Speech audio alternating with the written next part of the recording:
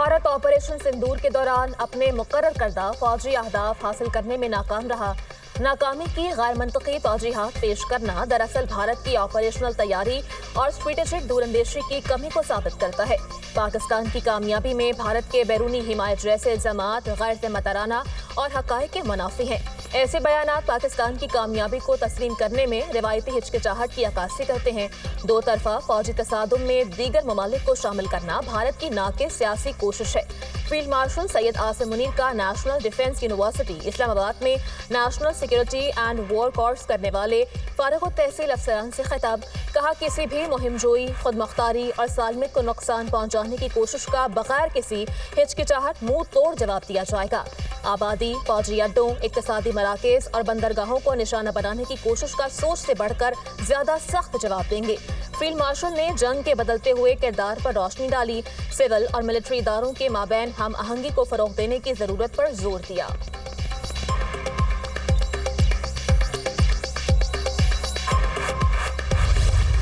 जो अफसोसनाक और दर्दनाक वाकया लियारी में हुआ, जो भी बिल्डिंग कंट्रोल अथॉरिटी के अमला था इसमें मुलविस, जिनकी डायरेक्ट जिम्मेदारी थी, उनको वज़ीर बल्दियात साहब ने पहले ही दिन उनको मुअत्तल किया। आज चीफ मिनिस्टर साहब ने DG Sindh building control authority को भी मुअत्तल कर दिया है। सानिहा लियारी सिंध हुकूमत का जाम हक 27 अफराद के लवाहिकीन को फीकस 10-10 लाख रुपए देने का ऐलान। वज़ीर आला सिंध ने डीजी SBCA को मुअत्तल कर दिया। जो भी गफलत का मुर्तकिब होगा उसके खिलाफ मुकदमा दर्ज होगा। 27 जानों के ज़िया पर सब गमज़दा हैं। दुख की घड़ी में लियारी के मुतासरीन के साथ हैं वज़ीर इत्तलात सिंध शर्जील मेमन की वज़ीर बल्दियात सईद गनी और सूबाई वज़ीर दाखिला के हमरा प्रेस कॉन्फ्रेंस। सईद गनी ने कहा कि इमारत गिरने का कोई ना कोई जिम्मेदार है। 2 रोज़ में फैक्ट फाइंडिंग कमेटी रिपोर्ट पेश करेगी। कमिश्नर कराची को जिम्मेदारी दे दी गई है ताकि 51 इंतहाई खतरनाक इमारतों का सर्वे करें। फिलवक्त SBCA के उन अफसरान को मुअत्तल किया है जो इस वक्त इलाके में तैनात हैं। पूरे सिंध में 744 इमारतों को इंतहाई खतरनाक करार दिया गया है।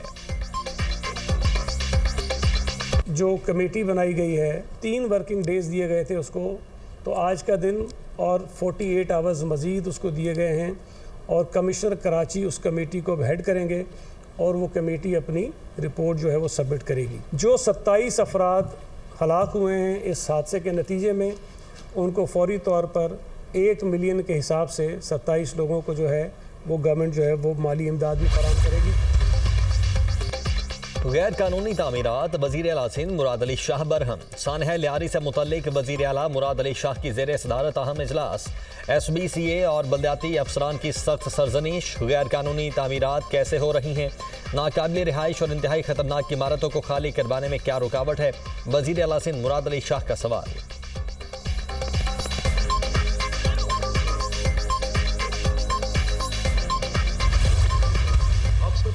कि मेरा जो कंडक्ट था, मैंने अपनी पूरी ईमानदारी से कोशिश की कि मैं उसको ऐसे अंदाज में अदा करूं कि जिससे मेरा जो कस्टोडियन का रोल है, मैंने फैसला किया है कि आइन मैंने लिखा है। मैं तो मुखालिफ हूं 63-62 का, वैसे ही मैं तो कहता हूं इसको जड़ से उखाड़ कर फेंक दो। मैं तो कहता हूं कि ये एक आमरीत के दौर की निशानी है इसके अंदर। आइन के आर्टिकल 62 और 63 का शदीद मुखालिफ हूँ, चाहें तो इन्हें निकाल कर फेंक दें। 62 और 63 आमरीत की निशानी है जिसे जमहूरियत के खिलाफ इस्तेमाल किया गया। ये नहीं हो सकता कि आइन की इन दफात का मनपसंद इस्तेमाल किया जाए। पैनमा केस का फैसला अदालत पर सवालिया निशान है। अगर वजीर आजम को गलत बयानी पर नाअहल किया जा सकता है तो ऐवान को तमाशा बनाने वालों को क्यों नहीं? पैनमा केस के फैसले में आसिफ सईद खोसा ने स्पीकर को यह इख्तियार दिया कि वो नशिस्त को खाली करार दे। क्या उन लोगों का दिमाग काम कर रहा है जो मेरे रेफरेंस पर एतराज उठा रहे हैं? स्पीकर पंजाब असम्बली मलिक अहमद खान की प्रेस कॉन्फ्रेंस। कहा, मेरी रूलिंग के खिलाफ बहुत कुछ कहा और लिखा गया। अपने आईनी इख्तियारात से 1 इंच भी आगे नहीं बढ़ूंगा। असम्बली को तमाशागाह नहीं बनने देंगे। स्पीकर के इख्तियारात जो हैं वो काफ़ी हद तक लामहदूद हैं क्योंकि वो कस्टोडियन ऑफ हाउस है। उनके इख्तियारात वही हैं जो घर में एक बड़े के होते हैं। स्पीकर के पास इख्तियारात हैं उस ब्रीच की सूरत में। एहतजाज आपका हक है, लेकिन कुर्सियां मारना, माइक उखाड़ना, गालियां देना ये एहतजाज नहीं है। अनफॉर्चुनेटली ये कुछ और है और उसके लिए मेरे ख्याल में कानून को अपना रास्ता लेना चाहिए। वफाकी वजीर कानून आजम नजीर तारड़ की स्पीकर पंजाब असम्बली की तायीद। बोले स्पीकर के इख्तियारात लामहदूद हैं, वो हाउस के सरबराह हैं, इनके पास वही इख्तियारात हैं जो घर के बड़े के पास होते हैं। स्पीकर किसी भी मेंबर को मुअत्तल करने का भी इख्तियार रखते हैं। एहतजाज अपोजिशन का हक है, लेकिन कुर्सियां मारना और माइक उखाड़ना एहतजाज नहीं। स्पीकर पंजाब असम्बली जमहूरी रिवायात को मद्देनजर रखते हुए बेहतर रास्ता निकालेंगे। पाकिस्तान स्टॉक मार्केट में रिकॉर्ड तेजी। स्टॉक मार्केट ने 1,33,000 पॉइंट्स की हद अबूर कर ली। ट्रेडिंग के दौरान 100 इंडेक्स में 1800 से ज़ायद पॉइंट्स का इजाफा। स्टॉक मार्केट 1,33,800 पॉइंट्स पर ट्रेड। FBI की इस्लाहात हुकूमत की अव्वलीन तरजीहात में शामिल है। टैक्स निज़ाम को खुदकार बनाने से इसमें शफाफियत और इसे मजीद मौसर बना रहे हैं। जदीद टेक्नोलॉजी पर मबनी निज़ाम से कारोबार में आसानी और टैक्स दहिंदगान के लिए सहूलत होगी। इंसानी मुदाखलत कम होने से वक्त और पैसे की बचत होगी। वज़ीर आज़म शहबाज शरीफ की ज़ेर सदारत FBI में इस्लाहात पर जायज़ा इजलास। तारीख में पहली बार FBI की जानिब से मसनूई ज़हानत पर मबनी कस्टम्स क्लियरेंस और रिस्क मैनेजमेंट सिस्टम मुतारिफ। वज़ीर आज़म की नए निज़ाम को मरबूत और पायदार बनाने की हिदायत।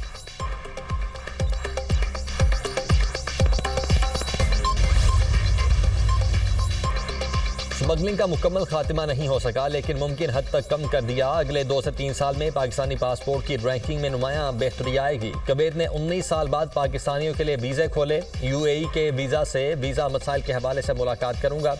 ओमान में भी पाकिस्तानियों के वीज़े का मसला हल करवाया। वज़ीर दाखिला मोहसिन नकवी का तकरीब से खिताब। कहा, मुहर्रम का पहला अशरा अमन से गुजर गया। मुहर्रम में शहरों में मोबाइल फ़ोन सर्विस को कम से कम बंद रखा गया। कराची में सेफ सिटी का मंसूबा मुकम्मल हो गया तो जुराइम की शरह नीचे आएगी। मखसूस नशिस्तों पर बहाल अराकीन को मुअत्तली के अरसे की तनख्वाहें अदा करने का फैसला। कौमी असम्बली के 19 अराकीन को 13 मई से लेकर अदालती फैसले की तारीख तक बुनियादी तनख्वाहें अदा की जाएंगी। 13 मई 2024 से 31 दिसंबर 2024 तक 1.5 लाख फी रुकन बुनियादी तनख्वाह अदा की जाएगी।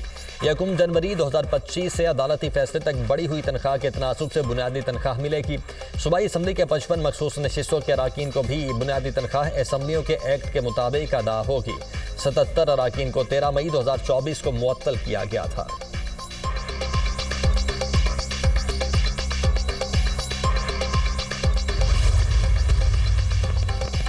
PTI के कबायली अजला से अराकीन असम्बली ने वजारत सैफरान के जरगे में शिरकत से इनकार कर दिया। वफाकी वजीर सैफरान अमीर मकाम ने जरगा सिस्टम की बहाली के लिए अराकीन को मदऊ किया था। बेशतर अराकीन ने वजारत सैफरान के इजलास को 18वीं और 25वीं तरमीम की खिलाफ वर्जी करार दिया। वफाकी वजीर अमीर मकाम ने कहा कि वजीर आज़म ने फाटा और जरगा सिस्टम के लिए कमेटी कायम की। कमेटी में गवर्नर और वजीर आला खैबर पख्तूनख्वा शामिल हैं। कमेटी ने आज पार्लियामेंटेरियंस को मुशावरत के लिए बुलाया था। पता चला PTI ने कमेटी का बायकॉट कर दिया। फाटा का इंतजाम वापस लेने में कोई सदाकत नहीं। हुकूमत FCR का कानून भी वापस नहीं ला रही।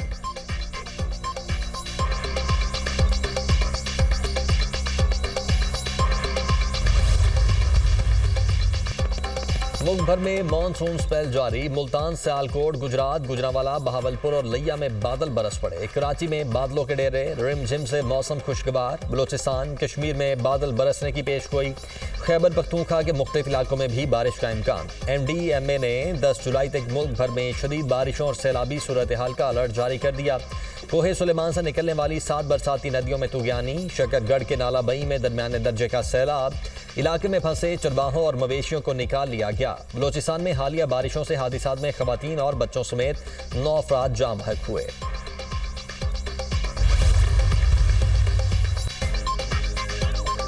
अटक में दरियाए सिंध में पानी की सतह बुलंद। खजरो फार्मूले के मकाम पर पुलिस चौकी की दरिया बुर्द हो गई, जबकि सलाबी रेले से ज़रई ज़मीनों का कटाव भी जारी। तौसा बैराज पर पानी की आमद 2,26,000 क्यूसिक और अखराज 2,10,218 क्यूसिक रिकॉर्ड। अटक के करीब दरियाए सिंध में तुगियानी। वज़ीर आला मरियम नवाज का नोटिस। रेस्क्यू और पुलिस समेत तमाम मुतल्लिका इदारों को हाई अलर्ट रहने का हुक्म। मरियम नवाज ने कहा कि दरिया के बहाव और बंदों की सूरत हाल की मुसलसल निगरानी की जाए।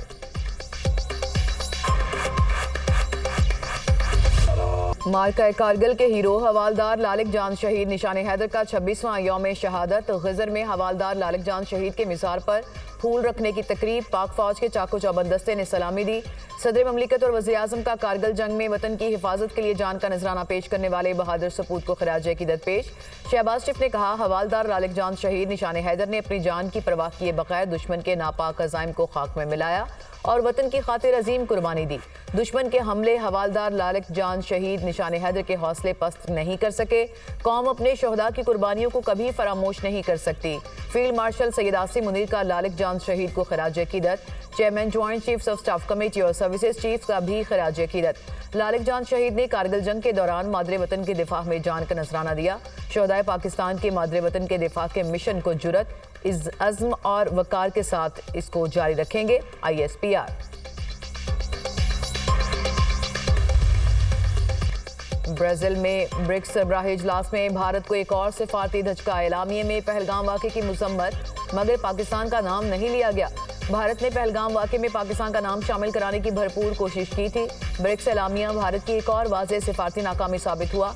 एलामिये में अल्फाज मुकम्मल तौर पर गैर जानिबदार रखे गए। इजलास में 2 अहम ममालिक चीन और रूस के सरबराह भी शरीक नहीं हुए। ये अदम शिरकत साबित करती है कि चीन और रूस भारतीय बयानिए को तक़वियत देने के हक में नहीं।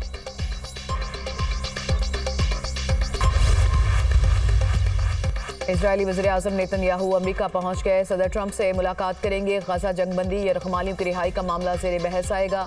अमेरिकी सदर गजा में जंगबंदी मुआहदे के लिए पुरुमीद। रवां हफ्ते हमास के साथ मुआहदा करने का अच्छा मौका है। गजा से कुछ यरगमाली बाहर आ सकते हैं। ईरान की जौहरी तंसीबात को तबाह कर दिया। ईरान से मुस्तकिल मुआहदे के लिए नेतन्याहू से बात करूंगा। अमेरिकी सदर डोनाल्ड ट्रंप की मीडिया से गुफ्तगू। इजरायली फौज की गजा पर जारी स्कूलों में पनाह लिए फलस्तीनियों पर बमबारी और फायरिंग। 24 घंटों में मजीद 82 फलस्तीनी शहीद, 304 जख्मी हो गए। कतर में इजराइल और हमास के दरमियान जंगबंदी मुज़ाकरात का पहला दौर बेनतीजा खत्म। मुज़ाकरात के लिए आए इजरायली वफ़द के पास हतमी मुआहदे तक पहुंचने के लिए इख्तियारात नहीं थे। फलस्तीनी हुकाम का मौक़िफ़।